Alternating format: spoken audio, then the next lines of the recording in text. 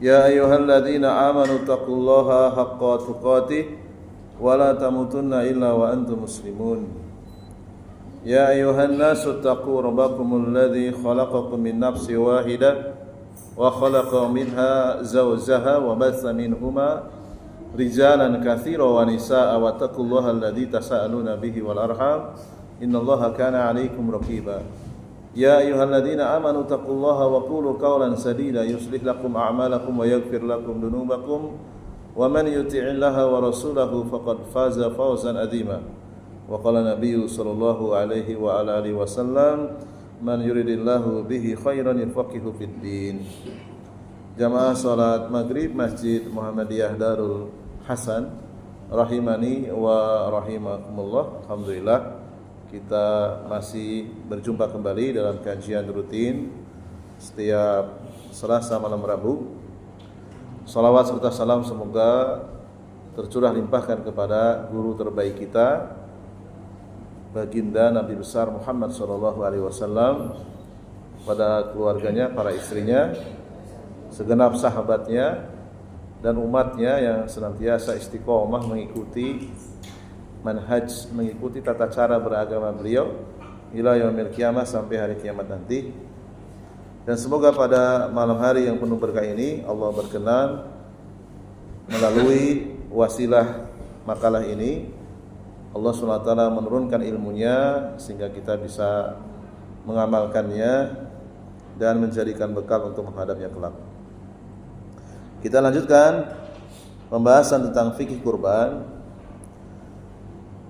yaitu hadis berikutnya tentang wajibnya ahli waris menunaikan janji keluarganya yang telah wafat, yaitu menunaikan ibadah kurban. Ya. Jadi ada orang kaya, dia berjanji akan berkurban tahun ini, keburu meninggal dan meninggalkan harta yang cukup untuk berkurban, maka keluarganya, ahli warisnya wajib mengambil harta dari orang yang meninggal tersebut untuk menunaikan nazarnya atau janjinya. Kalau tidak, maka keluarganya berdosa semua. Di antaranya hadis yang datang dari Aisyah radhiyallahu anha, an Aisyah qalat qala Nabi sallallahu alaihi wasallam man nadhara an yuti'a Allah falyuti'hu wa man nadhara an ya'siyahu fala ya'sihi. Aisyah berkata radhiyallahu anha, Nabi sallallahu alaihi wasallam bersabda, barang siapa yang bernadar, janji diucapkan, janji akan menaati Allah, akan melakukan suatu ibadah kepada Allah, maka hendaklah dia tunaikan. Dan barang siapa bernazar, janji akan mengerjakan maksiat, maka janganlah ia kerjakan. Hadis riwayat Al-Imam Bukhari. Ya, termasuk nazar kurban ini adalah amalan yang wajib untuk ditunaikan. Adapun maksiat tidak boleh. Ya, walaupun berjanji tidak boleh ditunaikan. Jadi tidak ada janji untuk melakukan hubungan pacaran, enggak ada. Jadi kalau ada orang putus dari pacaran itu enggak berdosa, enggak. Siapa bilang menyakiti?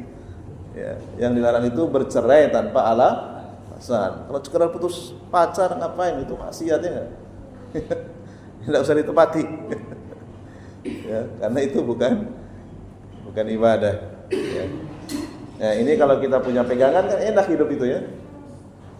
Jadi merasa berdosa mengkhianati pacar. Enggak ada khianat masalah itu ya. Karena itu bukan ibadah ya. Ya, barang siapa yang bernazar untuk bermaksiat ya, maka tidak boleh dilakukan. Maksiat, janji ingin bertemu dengan pacar misalnya. Berduaan, itu bukan ibadah, itu maksiat ya. Seandainya dilanggar pun enggak masalah. Ya. Betul. Kemudian berikutnya ada kasus ya. Bagaimana hukum menukar kulit kurban dengan seekor kambing. Nah ini barangkali ini di tempat panitia yang menampung banyak kurban. Nah ini putusan dan fatwa yang dikeluarkan oleh Majelis Tarjih dan Tajdid, pengurus pusat, pimpinan pusat Muhammadiyah, hukum menukar kulit kurban yang melimpah dengan kambing. Ya. Umpamanya sapinya banyak ini ya, kulitnya melimpah dan saking banyaknya bisa ditukar dengan harga kambing. Ya, bagaimana hukumnya? Nah, kita lihat.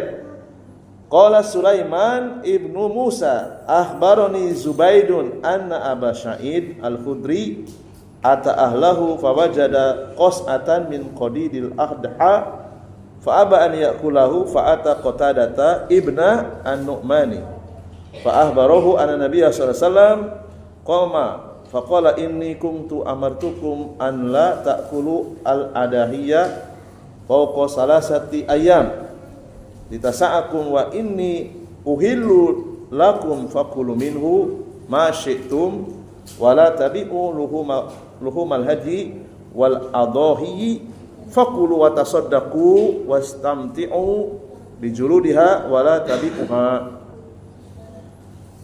Sulaiman ibnu Musa mengatakan Zubair telah menceritakan kepada saya bahwa Abu Sa'id al-Khudri telah mendatangi keluarganya dan ia mendapati semangkok besar dendeng dari daging kurban. Ia tidak mau makan daging tersebut, dendeng tersebut.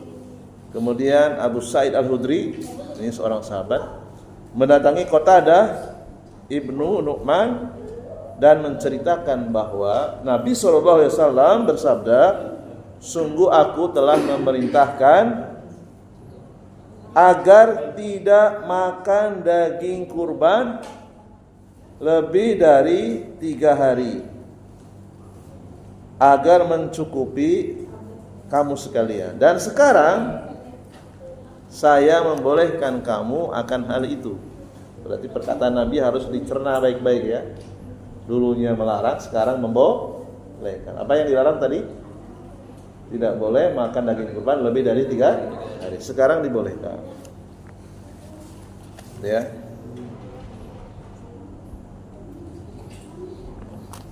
Oleh karena itu makanlah bagian dari kurban tersebut yang kamu sukai. Janganlah kamu menjual daging kurban, ya, daging hewan dam atau hadyu dan daging hewan kurban. Makanlah, sedekahkanlah, manfaatkanlah kulit hewan kurban itu dan jangan kamu menjualnya. Ya. Kemudian hadis berikutnya saya langsung terjemahkan saja biar lebih cepat. Dari Ali bin Abi Thalib radhiyallahu anhu, ia berkata Rasulullah sallallahu alaihi wasallam memerintahkan kepada saya untuk mengurus unta kurban dari beliau. Berarti Rasulullah pernah berkurban unta. Yang disuruh sebagai panitia siapa? Ali bin Abi Thalib. Agar saya membagikan dagingnya, kulitnya, dan perlengkapan unta kepada orang-orang miskin, serta tidak memberikan sedikit pun untuk upah tukang jaga. Muttafaqun alaih, maksudnya adalah dikeluarkan Al-Imam Bukhari dan Imam Muslim. Nah, di sini Tarjim Muhammadiyah menjelaskan terhadap larangan menjual kulit hewan kurban sebagaimana disebutkan dalam hadis riwayat Imam Ahmad dan para ulama yang lainnya seperti Al-Auza'i, Ahmad Abu Thawr dan juga mazhab Syafi'i mengatakan bahwa dibolehkan menjual kulit hewan kurban sepanjang untuk kepentingan kurban. Nah, ini baru boleh. Ya. Nah, mungkin ada titik pencerahan ya untuk panitia. Dibolehkan menjual kulit hewan kurban untuk kepentingan kurban.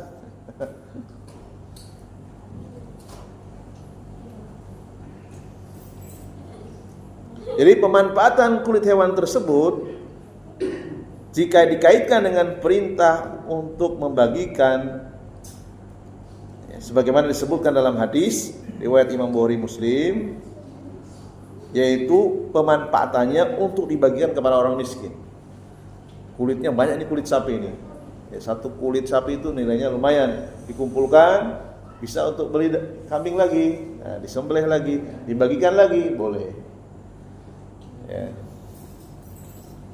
Jadi menjual kulit hewan kurban, hasil penjualannya untuk membeli daging atau kambing, ya, kemudian dibagikan kepada orang-orang yang berhak menerima daging kurban tersebut, boleh. Yang dilarang itu adalah menjual kulit hewan kurban, uangnya untuk kepentingan sohibul kurban, itu yang nggak boleh.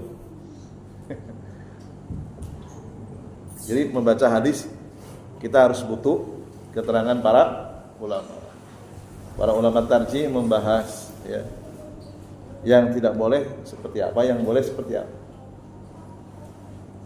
Kemudian ada lagi persoalan bagaimana dana kurban dialihkan untuk membantu bencana sosial. Ya. Jadi ibadah di dalam Islam itu ada yang hukumnya wajib, ada yang hukumnya sunnah. Di antara yang hukumnya wajib adalah menyelamatkan jiwa manusia yang terancam. Ya.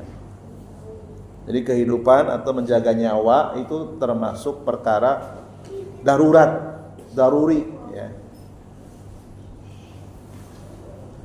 Jadi jika seseorang itu tak berdaya, dia tidak mampu mempertahankan kehidupannya, umpamanya kelaparan, terisolir di tempat bencana, ya, dia nggak sanggup cari makan, ya, maka orang lain yang punya kemampuan wajib untuk menyelamatkan nyawanya.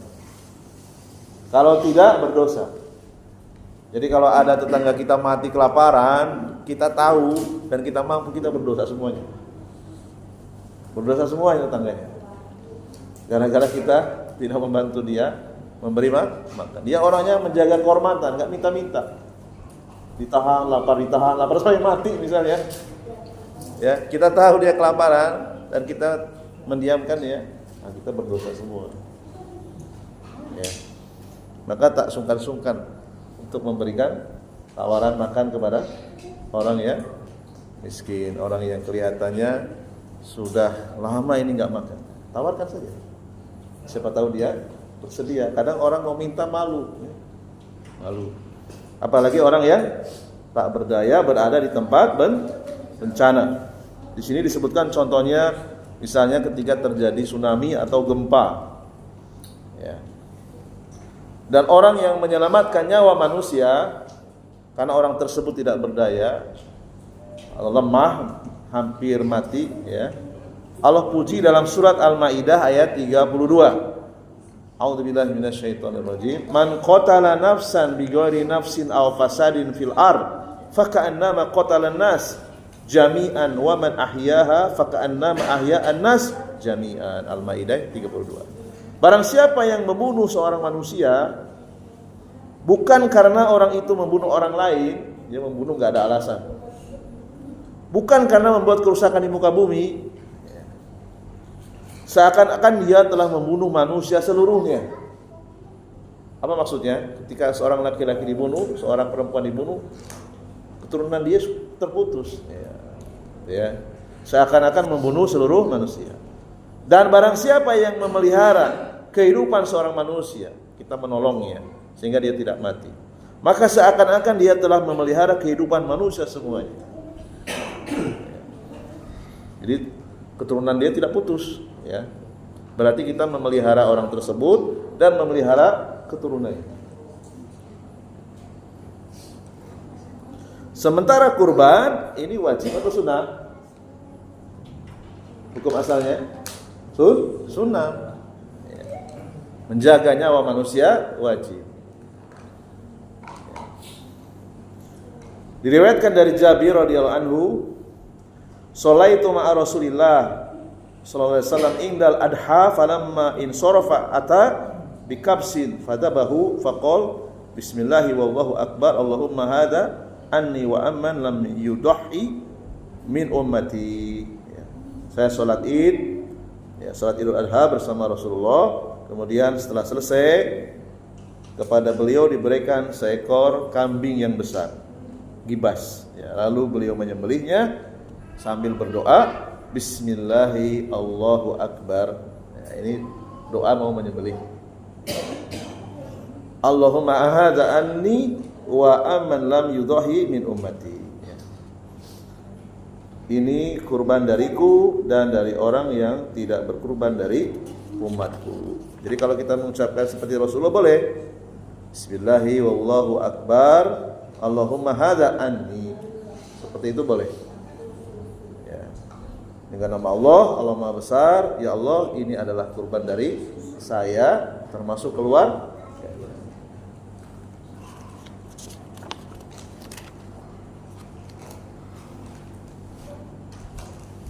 Jadi ketika misalnya ada gempa bumi, ada bencana alam, tsunami dan seterusnya, bagi orang yang mampu dua-duanya, kurban mampu, menolong orang yang hampir mati mampu, maka dua-duanya itu lebih utama. Tapi kalau misalnya harus memilih nih, ya kalau ini diserahkan ke panitia kurban, orang yang di sana yang kelaparan nggak tertolong, maka apabila wajib bertemu dengan sunnah, maka dahulukan yang wajib. Terus bagaimana kalau dananya sudah terlanjur diserahkan ke panitia kurban, maka panitia kurban meminta kepada yang menyerahkan hewan kurban, sahibul kurban, nego. Bagaimana kalau dananya dialihkan kepada orang yang sedang kelaparan di tengah-tengah musibah? Boleh panitia kurban memberikan negosiasi. Ini kalau medannya di tempat orang-orang yang terkena musibah. Kemudian saya tambahkan dari sumber yang lain, ini juga insya Allah berfaedah. Hadis yang menyebutkan hukum asal memberikan upah ke tukang jagal dengan menggunakan bagian dari daging kurban itu hukumnya haram. Tapi nanti ada penjelasannya, ada pengecualiannya.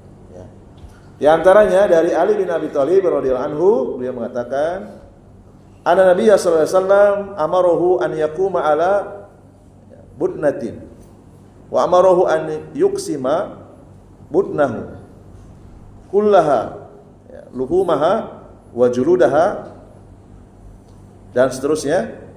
Bahwasanya Rasulullah sallallahu alaihi wasallam memerintahkanku untuk mengurusi penyembelihan unta sebagai kurban dan membagikan semua kulit bagian unta kepada orang-orang miskin. Aku diperintahkan agar tidak memberikan bagian apapun dari hewan kurban untuk tukang jaga. Maksudnya tidak boleh memberikan upah. Hadis riwayat Bukhari Muslim. Kemudian dalam hadis yang lain, nahnu nu'tihi al-ajra min indina. Kami memberikan upah kepada tukang jagal dari uang pribadi kami, bukan dari hewan kurban. Kemudian para ulama menjelaskan apa sih maksudnya larangan memberikan daging kurban kepada tukang jagal sebagai upah. Al-Imam Bagawi, beliau ahli tafsir, rahimahullah menjelaskan maksud hadis ini adalah haramnya itu jika diberikan sebagai upah. Tapi kalau memberikannya sebagai sedekah kepada tukang jaga, maka hukumnya boleh. Dan ini pendapat mayoritas ulama. Sebagai sedekah, berarti harus ada akad ya. Jangan dengan akad upah, tapi akad sedekah.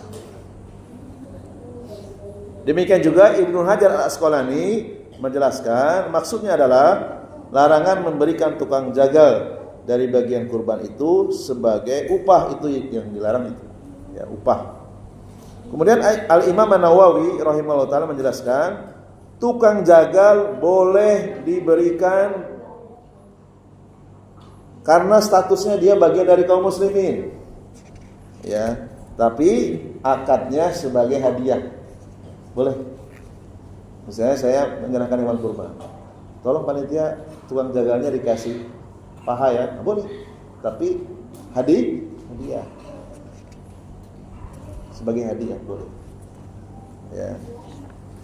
Dia orang kaya sebagai hadiah. Kalau dia orang yang miskin, sedekah. Ya, sedekah. Beliau rahimahullah mengatakan, wa yajuju an yu'tiyahu minhuma syai'an li faqrihi au yuti' mahu in kana goniyan. Boleh diberikan kepada tukang jagal akadnya sebagai sedekah jika ia miskin, dan diberikan hadiah kalau dia kaya. Sebagaimana Rasulullah itu tidak mau kalau dikasih sedekah. Khusus untuk ahli bait, khusus untuk Rasulullah dan keturunannya itu tidak boleh menerima sedekah walaupun mereka miskin. Hanya saja diganti ya statusnya hadiah. Beda kalau selain Rasulullah dan keluarganya. Kita boleh memberikan sebagai sedekah boleh, sebagai hadiah juga boleh.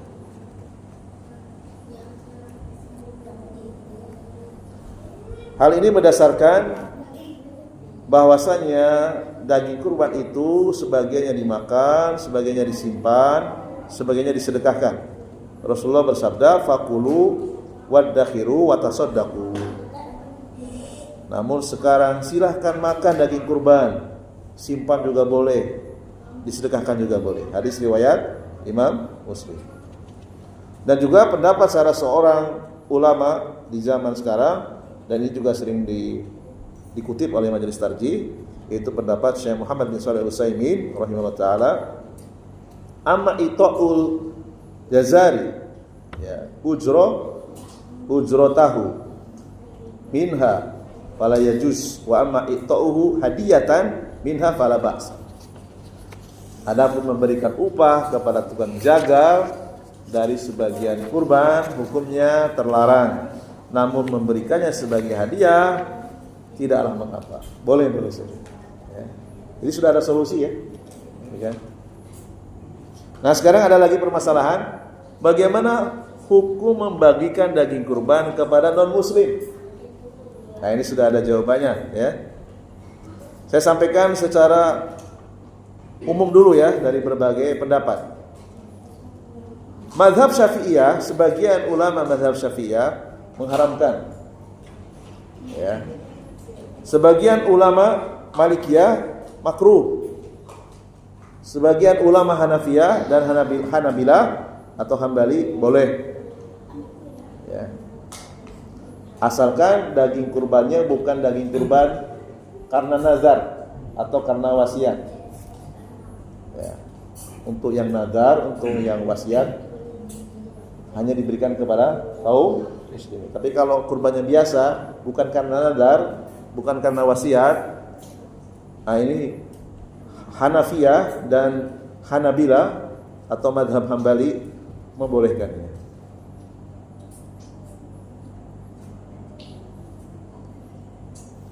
Jadi para ulama sepakat daging kurban itu boleh diberikan kepada fakir miskin. Yang berbeda di antara mereka adalah memberi makan daging kurban kepada fakir miskin dari kalangan non muslim atau kafir yang kafir zimmi, kafir yang tidak menyerang umat Islam. Ya. Demikian juga yang dikatakan oleh Al-Imam An-Nawawi.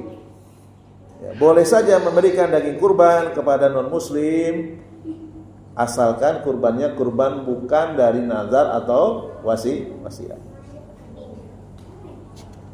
Kemudian Syekh Abdul Aziz bin Abdullah bin Baz, beliau juga berpendapat hukumnya boleh memberikan hasil kurban berupa daging kepada orang kafir atau non-muslim yang masih memiliki ikatan perjanjian damai. Umpamanya dia orang kafir tinggal di Indonesia pakai visa, berarti kan dia masuk dengan perjanjian dan damai, bukan yang ilegal. Ya, itu boleh.